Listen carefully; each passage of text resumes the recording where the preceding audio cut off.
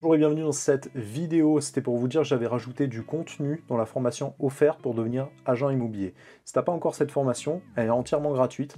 Tu as juste à aller en lien de description, j'ai rajouté un petit lien, tu t'inscris dedans et tu accèdes à cette mini formation qui est un peu la formation condensée de la grande formation qui est accessible pour devenir agent immobilier. J'ai mis une des vidéos que j'ai rajoutées à l'intérieur, je vous mets en ligne pour vous, pour YouTube.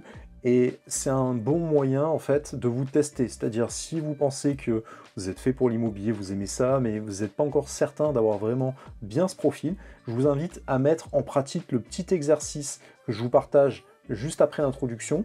Et très facilement, vous allez vous apercevoir si vous êtes fait pour avoir ce profil de commercial en immobilier ou pas. Donc, je vous invite à le regarder jusqu'au bout. Concrètement, comment ça se passe? Je t'ai expliqué qu'il faut avoir un profil un peu d'entrepreneur, ça reste relatif, c'est plutôt le statut qui veut ça, et également de commercial. Qu'est-ce que c'est un commercial? En vérité, c'est pas très compliqué. Et si vous voulez vite vous rendre compte si vous êtes fait pour ça ou pas, c'est très simple. Vous prenez votre téléphone, à l'intérieur de votre téléphone, vous avez un certain nombre de contacts. Pour ma part, ça fait un moment que je fais ce métier, donc j'ai à peu près 4-5 000 contacts à l'intérieur. Le but, au début, on ne sait pas trop par où commencer. Si vous voulez faire un petit test, vous prenez votre répertoire et vous allez commencer à envoyer des messages ou à passer des coups de fil sur les gens qui sont à l'intérieur de votre répertoire. La mine d'or, les revenus principaux que vous pouvez tirer sont clairement à l'intérieur de votre téléphone puisque c'est des gens qui vous connaissent déjà. Vous avez déjà tissé un lien de confiance avec eux, vous avez déjà brisé une petite armure. Forcément, lorsque vous appelez les gens en particulier, ils vont être assez agressifs, surtout que la plupart du temps, ils vont écrire « ne pas me contacter, je ne veux pas d'agence ». Et là, on est dans une ère avec le RGPD, avec toutes les lois de la propriété intellectuelle, où les gens souhaitent de moins en moins être démarchés ou être importunés. On voit les centers call qui nous appellent constamment pour nous vendre des choses qu'on ne veut pas, c'est pas quelque chose d'agréable. Par contre, tous les gens qui sont à l'intérieur de votre répertoire, tout cela, eux, vous les connaissez déjà, ils vous connaissent.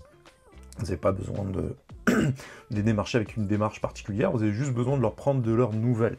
Donc, si vous êtes quelqu'un qui prend du plaisir à aller dans votre répertoire et à appeler les gens juste pour prendre des nouvelles, savoir comment ils vont, leur donner un petit peu d'amour, leur expliquer, voilà, maintenant, là, je suis en reconversion professionnelle, je me lance dans l'immobilier, je voulais t'expliquer un petit peu la démarche, est-ce que par hasard, tu penses à des gens qui ont un projet immobilier autour d'eux, n'hésite pas à me les contacter. Est-ce que tu penses à 3 personnes que je pourrais contacter de ta part? Et vous allez faire ça. Je vous invite à faire ça sur, allez, 15 personnes. C'est pas quelque chose qui est réaliste. Vous pouvez très bien le faire en 1 heure, 2 heures, 3 heures de temps. Donc par exemple, ça peut être un bon test à faire dès aujourd'hui. Vous appelez 15 personnes au hasard. Alors vous allez prendre, on va dire, 7-8 personnes que vous connaissez très bien, qui peuvent faire partie de votre famille, qui peuvent être des gens, des amis assez proches, et vous allez prendre également, on va dire, 3-4 personnes que vous connaissiez d'avant, on va dire, ça peut être les amis du collège, les gens avec qui vous avez tissé des liens, mais ça fait un moment que vous n'avez pas pris de leurs nouvelles, et vous avez appliqué la même méthode. Vous allez voir que ça va être un peu plus difficile, mais si vous êtes capable de faire cet effort de recontacter des personnes avec qui peut-être, pas vous êtes en froid, mais voilà, il s'est passé des choses de la vie, et forcément on peut pas être très très proche, on va dire, de 4000 personnes, c'est pas possible. Il y a toujours un petit pourcentage de personnes à qui, voilà, ça fait un petit moment, je pensais à toi, vous pouvez, en fonction de l'année, vous pouvez leur souhaiter leurs vœux, vous pouvez souhaiter une fête, vous pouvez juste leur faire un petit message comme ça, pas forcément faire un message en leur disant « Est-ce que tu connais quelqu'un qui a un projet immobilier » directement par texto, ça va pas le faire. Mais juste dans un premier temps, vous reprenez un petit contact avec eux, vous leur donnez un petit peu d'amour entre guillemets, à vous d'être original sur le message, et si vous voyez que vous arrivez à retisser un lien de contact, là quand la personne va vous demander des nouvelles, là vous pouvez expliquer que voilà, vous êtes en reconversion, que vous pensez à vous lancer dans l'immobilier. Vous pouvez très bien leur dire, ça c'est pas un problème, que vous débutez mais que vous avez déjà réalisé une vente ou deux. C'est un petit mensonge, mais ça va vous positionner directement comme quelqu'un qui a réussi. Ce qui est difficile au début, c'est de contourner le syndrome de l'imposteur, surtout quand on débute et qu'on n'a pas encore réalisé de vente. Moi, je vous invite à utiliser un petit hack qui est de leur dire, voilà, j'ai déjà réalisé une vente avec un avec un confrère par exemple, voilà, on a fait l'entrée, on a fait la sortie, ça s'est bien passé, ils étaient contents de moi, ça m'a donné envie justement d'aller encore vers d'autres personnes. Et là, à ce moment-là, vous pouvez leur dire, voilà, est-ce que vous connaissez des gens autour de vous qui ont un projet immobilier que je peux appeler de votre part.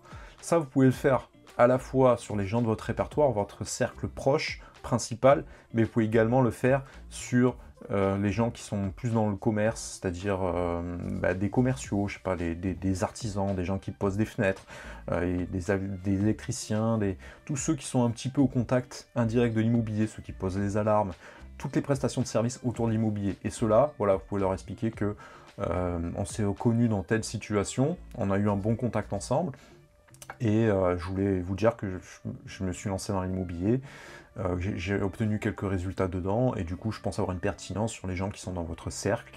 Et vous pouvez également leur promettre, si vous voyez que ça peut être un peu la carotte qui peut les intéresser, leur donner un petit pourcentage, les rémunérer en tant qu'apporteur d'affaires si jamais vous réalisez la vente. Dans ce cas-là, vous ne vous engagez pas plus que ça, mais ça peut permettre de les intéresser déjà. Le but, c'est vraiment pas... C'est pas comme ça que vous allez pouvoir réaliser des ventes, hein. Attention, ça va pouvoir vous permettre de réaliser quelques ventes dans l'année, et également de faire quelques contrats avec quelques apporteurs d'affaires. C'est toujours ça de prix, ça paie les vacances, ça paie les week-ends, voilà, c'est toujours bien. Mais au-delà de ça, c'est plutôt l'exercice qui est important.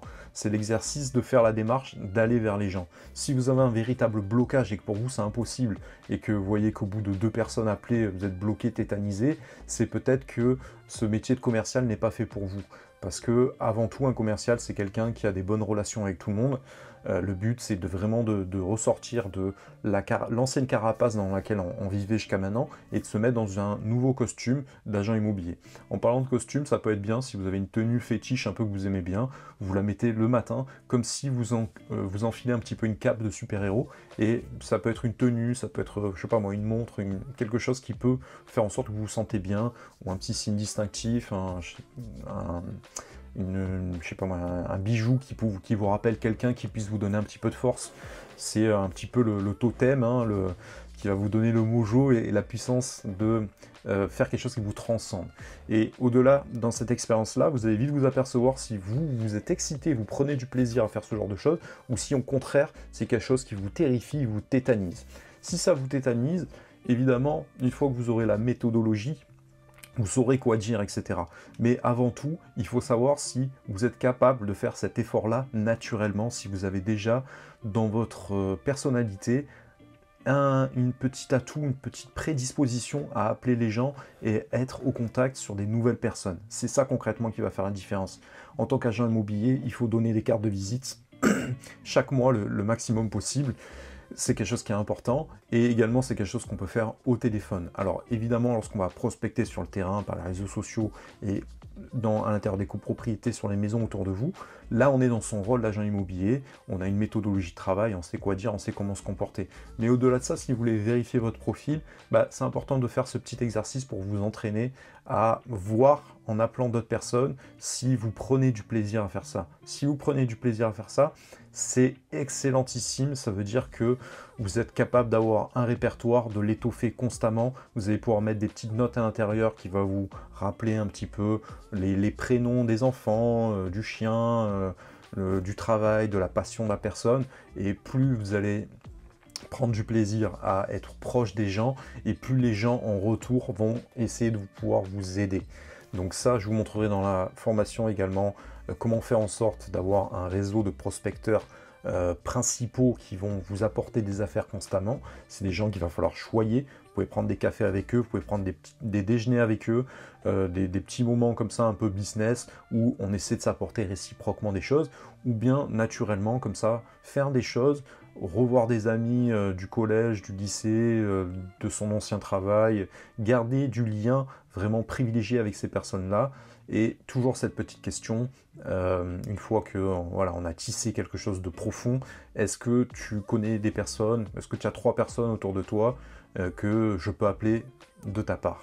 Et ça, c'est un truc, voilà, il faut constamment en fait entretenir ce lien. Donc ça, c'est un truc qu'il ne faut pas faire une fois. Malheureusement, après, les gens ont tendance à vous oublier. Donc au bout de quelques mois, vous mettez des petits rappels pour rappeler ces personnes, pour leur donner un petit peu d'amour. Et naturellement, ces gens vont se rappeler, oui, c'est vrai que un tel est dans l'immobilier. c'est eux-mêmes, ils vont se casser la tête en se disant qui est-ce que je vais pouvoir leur recommander dans leur cercle personnel pour pouvoir vous aider.